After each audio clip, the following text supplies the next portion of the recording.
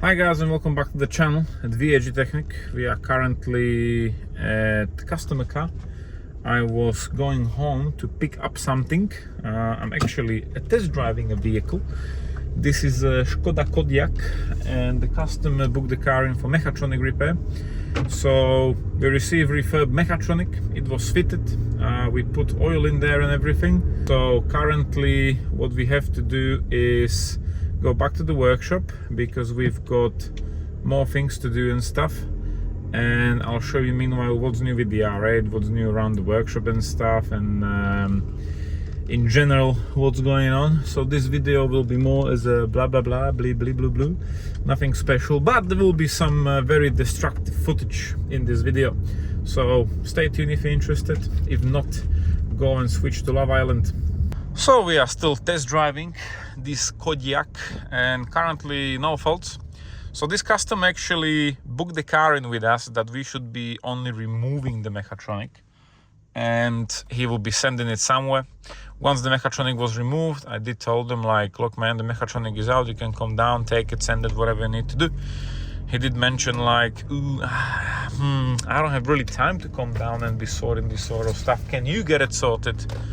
And I was like, nah, because I don't know even where it should go, how it should go. I'll be responsible for the postage and packaging. I was like, nah, I can't do it, man. You decide to do it yourself. So you gotta sort it out yourself. 3 hours later, he was like, can you actually get it sorted with the guys what you use? Which isn't a problem really, but I didn't even have it on the diagnostic because he told me he knows what's wrong with it and he'll get it sorted. So luckily there was a full scan in the car what I used for the repair form, and it was sent out. So it was confirmed there was a problem with the Mechatronic, like electronically inside of it. It was repaired, sent back, and of course the repair bill for the Mechatronic was over 600 quid. The good news is it's a lifetime warranty, which is fine, but it is costly, and most of the time the average what we pay is about that 600 to 800 pounds, depends on the Mechatronic and the issues. But yeah, it is repairable. So far we have like 2 cars which they said, oh sorry man, we can't repair it, so we end up with the new Mechatronic.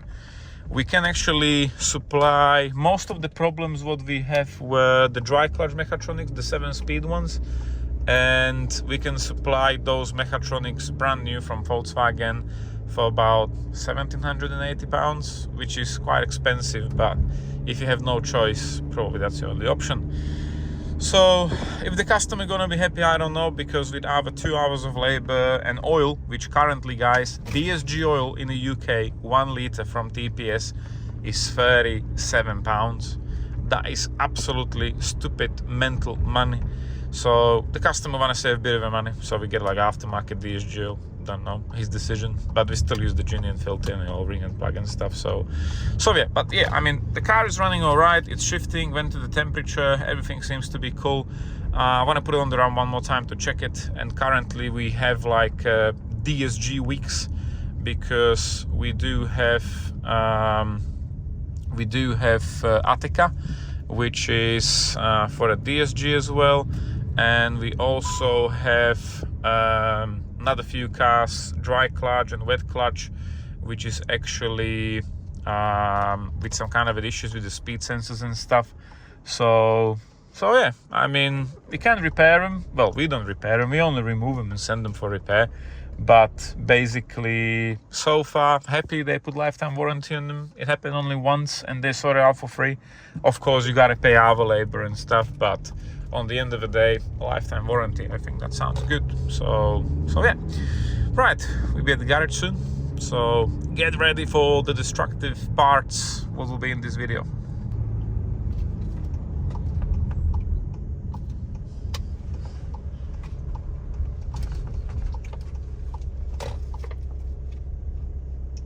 So we are at the garage, guys. Skoda drive, all right. We have to put it on the run one more time and check it. But meanwhile, what's new? We have a Porsche hip, which was the rocker arm failure. That's sorted. One camshaft have a bit of a scoring here and there. There was probably like half a liter of oil in the intercooler, so new PCV was installed to it. We have another A3 for DSG repair. We have S5 for engine rebuild potentially. We have a job S4 engine mounts what we did and stuff, S7 for the checks. The Porsche from Porsche is done. Guys didn't pick it up, waiting for the payment.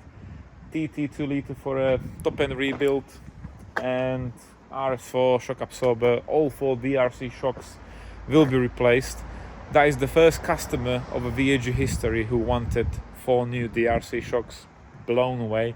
That's actually the RS4 we built the engine 2 years ago, probably. Still over 100,000 miles, drives fine, all good. The guy's happy until things start happening with other components. But yeah, S4, RS4, another RS4 engine rebuild and stuff. We're building the engine already for the saloon, which is over there. That will be a video. I'm not sure if on this channel or Philip's channel. We have to find out. And S4 B9 water pump leakage and stuff. And my typical problematic scrap cars. So all the S4s. Actually, if you want any parts from an S4 convertibles, let me know, because we have 2. We'll be stripping him down. I have carbon trims for saloon one, and engine parts, whatever, bumpers and stuff available. RS6 under the roof finally. The beast is resting, and I'm waiting for the gearbox. So there's no point stripping the car down, because regardless of the gearbox, which is still not here from US, I've got all the coolant pipes. I have to adjust the turbos and do the fuel system again, different way. And hopefully it will be fully running condition again. Currently coolant leak as well, because there was a small item going in a radiator, so it started leaking. But mainly, if you remember, there was a video with Seat Leon Cupra 290. Again, thank you for the comments. I don't know, the Cupra 4-wheel drive cars never making 4-wheel drive unless it was an estate.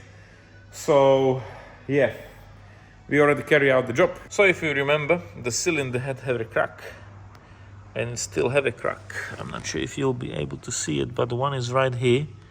See that? Look. The other one is... Where's the other one? This one is not cracked, probably not, but this one is right here, right there, and also here. And the last one is quite visible, right here, right there. So cylinder head is actually scrap. We managed to get another one. So Dave is working on the car. You can see the shiny carrier for the camshafts from the Aquablast machine. And yeah, the progress is all right. Of course, the cylinder head was fully done, which means we done the stump valve seals, also brush the valves in, clean all the carbon, skim it. All parts will be fitting are genuine. So new cylinder head bolt, head gaskets, all the gaskets for the intake, gaskets for the turbo, all the coolant gaskets and everything are being replaced. We're not doing the timing chains. There's nothing wrong with them. We will be putting a new tensioner while it's open, or it's actually closed already, with a new timing chain cover. So the tensioner was replaced for the chains, the main one. Also, we'll be resealing all these new O-rings for the magnets and stuff. And yeah, hopefully it'll be all good. I mean, the car felt good. It's just, it was burning oil, it was smoking. So I believe whoever will be buying the car, because it will be for sale, I think the guy will be happy with it, because it drives fine. We still have to do a software check, because I spoke to my tuner, and my tuner suggests that the car is running lean at some condition. That's why the cylinder head is cracked on several spots because of the temperatures. So we'll be checking the software, we'll be adjusting the software, and we have to make sure it will not happen again, because I don't want to say the names, but some companies in the UK are more curious about the output numbers than safety of the engine. So maybe one time next time, but so far no comment. And the Cupra guy is all right. So yeah, we source all the genuine parts and everything. Hopefully it'll be done tomorrow. Meanwhile, on the middle run, well, this head is all right. Wish I can say the same about my S4, which is stripped down. That will be a separate video, guys, because again, that will be a beef with other company. And I was robbed by a customer for 500 quid because I didn't check stuff, and we only have left a damaged engine from the work, so the car's gone. I think I did mention it in one of the videos, like there's a funny knocking Q5. 2-liter diesel, and the 2-liter diesel is right here. If you're watching it, shame on you, because we've done engine swap for a second-hand engine, of course, which is like 30 days warranty, which is never mine. But for the engine, we asked deposit, which I know now was 1,500 quid. And when he come to pick up the car, he told me he paid 2,000. And I checked it on the internet banking and stuff, but if we have like more payments through the card machine, it will not come as a separate payments. It will come like a one payment off. So I wasn't able to check, but the amount what came from that day was matching what he was saying. So why wouldn't I trust our customers, of course? We tried to make the guy as most happy as possible. We did everything what he wanted. I think for £4,500, second-hand engine with new timing belt, water pump, all suspension arms, brakes all the way around, turbo refurbed, full service, air conditioning refill, tracking afterwards. Did you done an MOT on the car or not? I don't remember, but yeah, quite loads of work actually. And the guy actually tried to do me for 300 quid, because he was like, I give you cash, you don't have to pay VAT. I don't know what's the meaning. If you're paying cash, you're not paying VAT. It's just you gotta pay the VAT every single time. So I counted the money, there was 300 quid less, and then he lied to me about the deposit. So he almost did me for 800, but he only did me for 500. So yeah, we wish him all the best, many happy miles with the Q5. You bring us a bag of shit and you have finally a car what you can use with no vibration, with no tapping noise, etc, etc. But yeah, funny people. But anyways, we've got an engine here leftover which will go in a bin, and we can move on to another story. We have a heavy metal concert from the Q7. So the Q7, it's a 200 kilowatt engine, if you know about these engines. Philip is working on this, Mr. F on YouTube, so I think he was filming it. So if you want to see how he get on with it from beginning till it's back in there, go on his YouTube channel. But you have to keep looking because he's busy working here and then he's editing the video, so you have to be more patient. But yeah, we also buy some new decarboning sprays, which we're trying currently out. And I must say it's cleaning the engine block very nicely. It's not greasy, it looks clean. It took all the carbon deposits and oil from the engine block, also from the upper sump. That looks clean. And if you remember, this engine was here for inspection on the beginning, and actually there was like really bad overfueling going on with it. So it was like +5 on this bank. So we thought something happened with the cams.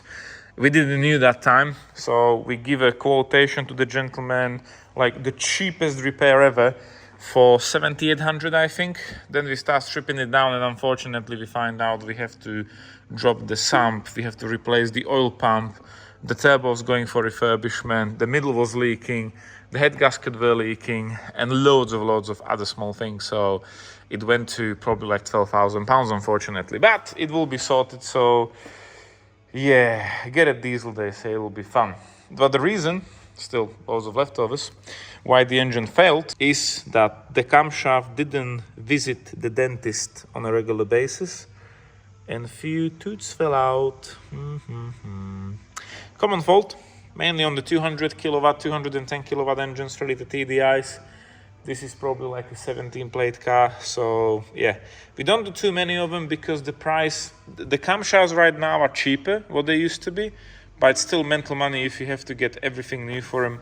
So I think in material for what you're seeing here is probably like £7,500. So, and the labor involved, of course, it's almost like a whole engine rebuild. The only thing what we didn't do was the bottom end. We did check like the pistons, the bores and everything, but too much. Actually, Mr. Turbo is here from refurbishment. So we wish Philip all the best to put it back together. Hopefully it will run. And we can move on to the last bit, which is an R8. So the R8 is still here. It's under the cover, so it's undercover. And the R8 did exactly 0 miles. Reason why? Get no MOT. So from the last video, I sent a few emails. I get fed up a bit. It's taking very long time.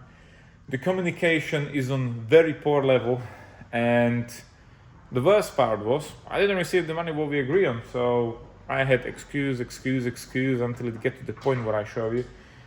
And I have to mourn because time is ticking. 3 months warranty is running out. I actually didn't do absolutely no miles except what I was driving from south to West Midlands, then on the MOT, and that's it. So I still want to put it back together ASAP, do the MOT, and try to drive the car as much as I can and maybe pick up some things what can be sorted out while it's on the warranty. I know it sounds bad, but you know, that's the law in the UK. I'm not taking advantage of it, but obviously it is what it is. So even I try to be fair with all the repairs. I told them I'll do the labor for free. You just pay for the parts, which is still quite expensive. It's an iron, I'm not saying, but you just can't sell a car with the ball joints where you see it and the diff blew up on me and the clutch starts slipping, which is, I understand it can happen, but sort out the situation, like step to it and sort it out. Meanwhile, where you've seen the funny noises before it failed the MOT, we've got here shock absorbers from BC Racing. Probably the Cobra have something to do with the seat. So these are literally coilovers, so you can adjust up the height. I would really like to have it at the height where it is now. Don't want to have it exactly lower because I want to be using the car on all sort of different roads, and of course I don't want to lose the comfort as well. So we can adjust the suspension to be hard or soft.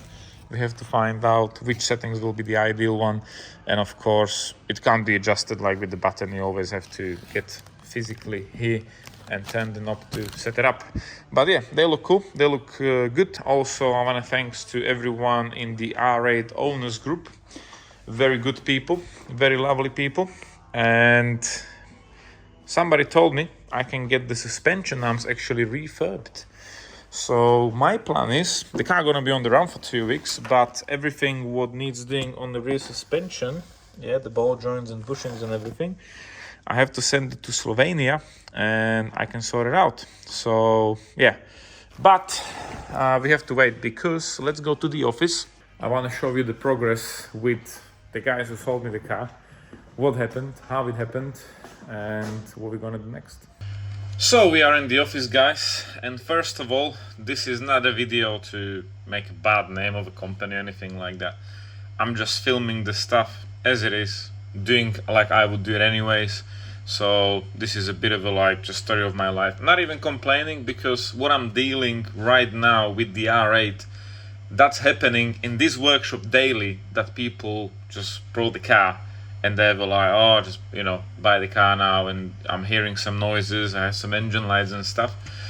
So I would like to show you a report, actually 2 of them, which are the most saddest reports in the life, because it's from one person, and that person really tried to buy a clean car, and it's just how the UK market is.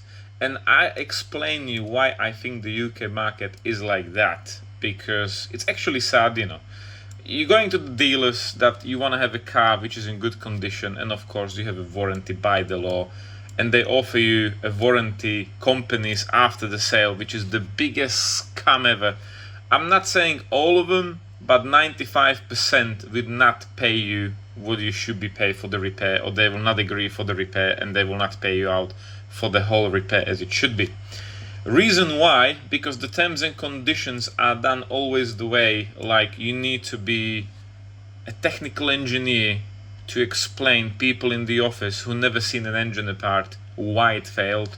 Soon as I have a email from a warranty company after the report saying, okay, this failed, this needs doing, that needs doing, there's a quotation, and they start asking me why it failed, I'm like, what do I care why it failed? Like, the component failed because it failed, and if you want from your own resources, go to a lab, go to an expert, go to whoever with the part what failed, or send them down here when the car's open, the engine is out and stuff, and tell you why it failed if you need the explanation.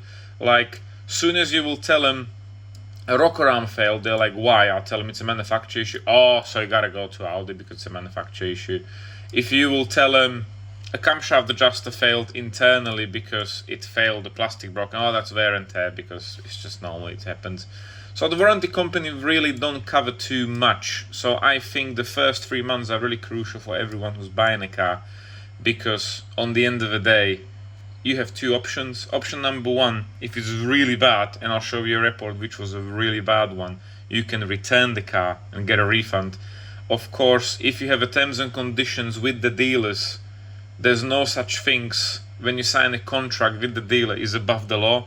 So we do loads of checks and we do loads of technical reports around here, and they are quite sad, to be honest. So let me show you a report. We've probably seen the video of an Audi S5 where we done some checks, and the result was, on the end of the day, they took the car back after the report. Of course, they laughed in the email, first of all, to VAG Technic, like, oh, what do you know about car, mate? It's just a bit of a coolant leak and just a bit of an oil leak on an S5 for 20,000 plus car, and it's just need cleaning up, and it's just 500 quid repair, don't you worry about it.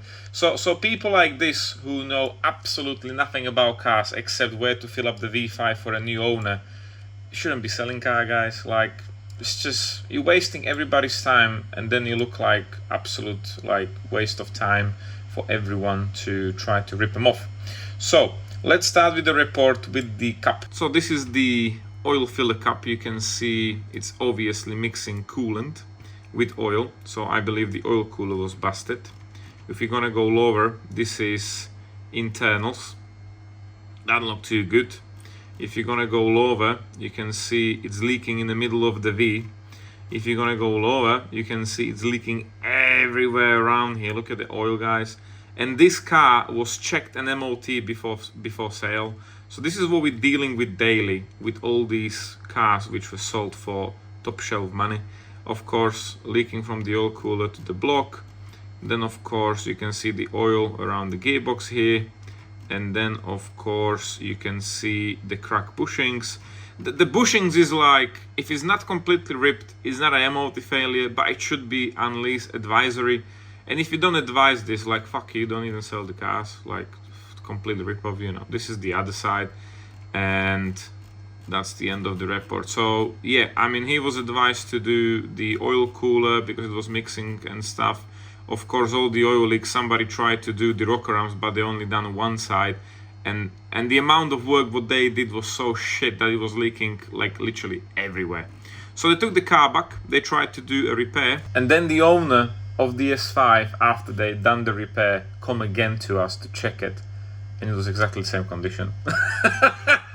So they were so brave to waste his time to try to do a dodgy repair and budget somehow, so the 3 months will pass, and then fuck you, new owner, like literally let it go. So he was really lucky, after some kind of information and stuff what I gave him, he was able to get his money back, and he returned the bag of shit of the car. I'm not sure who bought it afterwards, but rest in peace.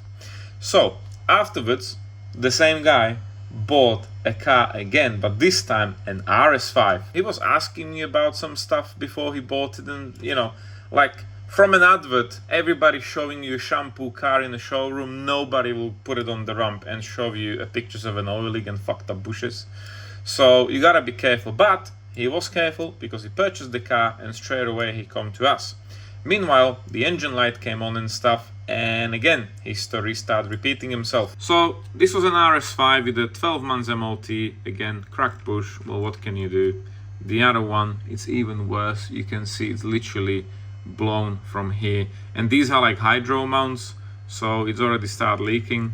Then, yeah, around the shock bush, obviously that's squeezed. But again, it's not a MOT failure, I'm not saying, but that should be at least advised that the bushing has something, and you know, because on the end of the day, if it's on the paper, you covering yourself that the owner knew from the MOT, there's an advisory on it. So it's just, you're keeping safe yourself, and the guy knows what he's buying.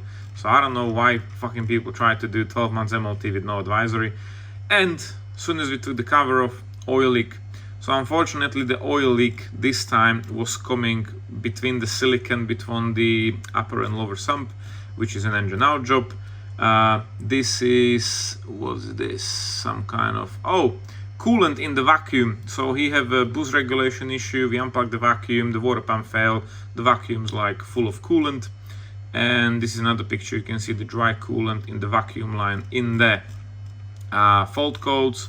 Yeah, so we try to do the report as most detail with everything written down, like for complete knobheads, like what's going on and what needs sorting out. And you can guess what was the answer of the beautiful people who sold that RS5 to the guy. Nothing to worry about, matey. It just needs cleaning a bit, and don't worry about it. The saddest thing, again, he showed me the conversation.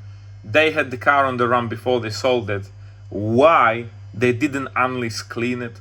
Like, how fucking stupid you gotta be to see an oil leak for a car which is going for a sale and you will not unleash clean it?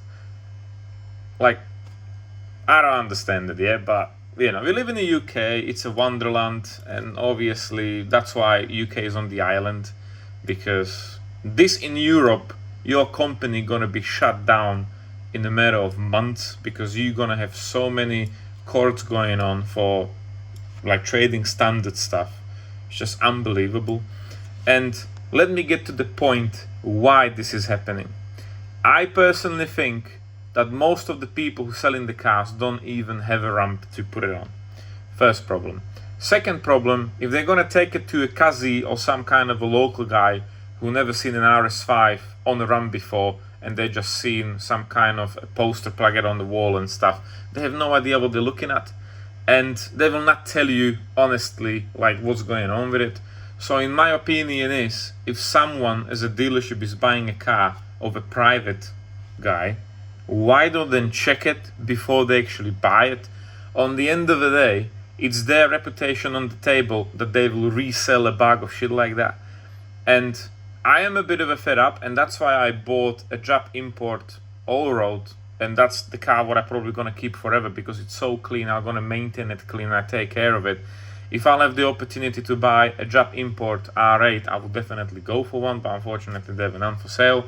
And since I posted the videos, we have few R8s here for like checks and stuff. We have it on the ramp, and I must say again, that R8 what I bought, even with those small bits and bobs, is really clean compared to the ones what we had here. So yeah, but let's get to my problem what I'm sorting right now. So my problem at the moment is that I have a problem with these dealers, and again, I ain't gonna name and shame. It's on the end of the day their reputation, what they doing, like how they work, so I don't need to name them really, but I just gonna tell you from the emails what we have here. So the email started on 14th of May. That was actually after the car broke down, which means the car broke down on the 12th. We had an email on 14th after the phone call what we have. Hi Thomas, just to clarify our discussion earlier, so as previously agreed by our sales manager, we are covering the cost of the clutch. We have also now agreed to cover the price of the second-hand diff for 650, but we will need the old recon unit back as it only just been refurbished, which I understand. Also, I replied the same day, okay, once I have the differential out, you can arrange the collection. 650 for the second-hand diff, 2,625 for a clutch kit with the bearing and a slave cylinder. I'll sort out the suspension, the shock absorbers myself, what I've seen, like they were leaking and stuff when I was in the showroom, and I send them my bank details. And then, I send an email saying, hi, is there any issue? No answer. So I left it. Then I send an email again after 4 days. Hi, I haven't heard from you guys for some time. I tried to call to the dealers, but there's no answer. I swapped the front differential as we agreed, and it's ready for collection. So I have an email the day after, which was on the 20th, saying like, our sales manager is off today, but he'll be back tomorrow. I will forward the email to him and chase him. So I say thank you. Then another week pass, and I say, hi, any update? And I have a answer the same day, but in the evening time. I passed the information to our sales manager last week. If he hasn't contacted you yet, I'm sorry, he is off the rest of the week. I want to work for him. They have so much day off, you know, incredible.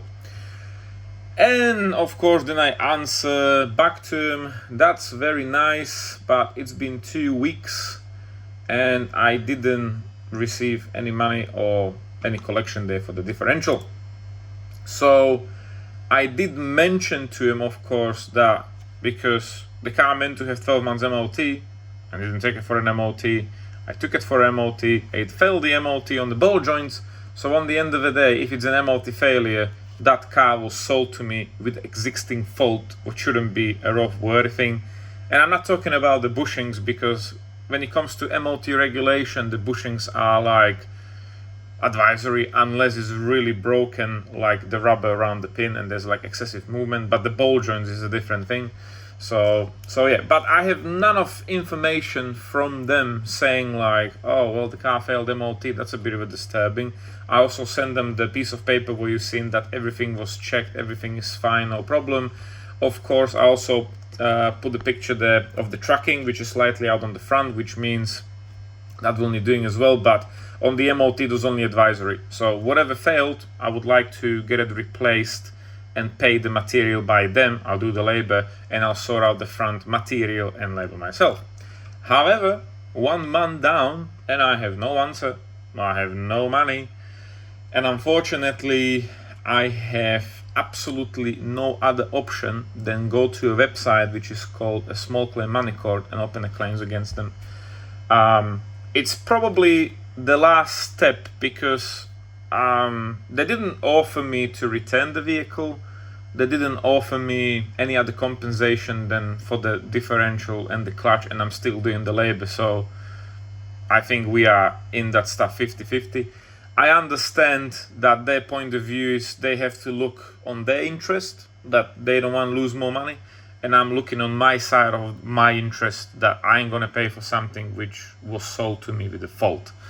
So I think in this case, probably the judge have to decide like whose interest is right and who done what and what's happening with it.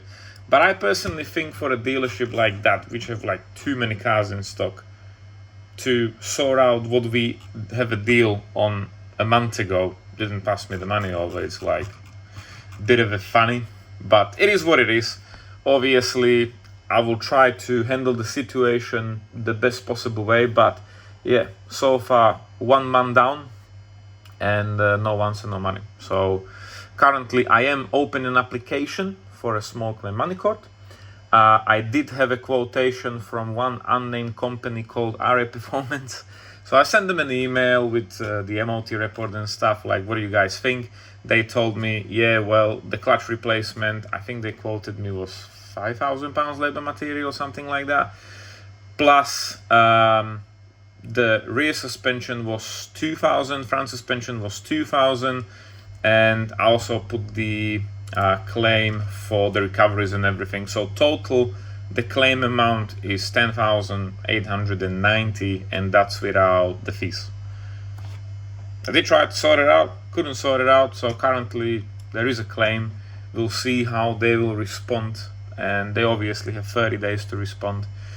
But yeah, so far sad situation. So that's how things are going around in the UK, guys. And like I said, no hard feelings, I understand, but this is how it escalated to a point when we are not sending lovely emails, and unfortunately we have to wait now. So yeah, the R8 is parked up. I didn't use it since, actually. I did incredible 200 miles since I spent 37,000 on it. And we're waiting, so maybe we will need to do like a technical report by an independent technician. So I don't want to strip it down or touch it. It has to be in the condition as it was on the MOT. So it's not like they're holding me back from enjoying the car, but a tiny bit, yes, a tiny bit. So we'll see how it's gonna go. That's all from the video, guys. Thank you for watching. The very sad person. And be careful out there when you're buying a car, wherever you are in the world. Make sure you check it properly, and of course, if you are in the right, don't let people to step on your head and take advantage of the situation, because money don't grow on tree. So thank you for watching. Take care for now. We'll see you in the next one. See ya.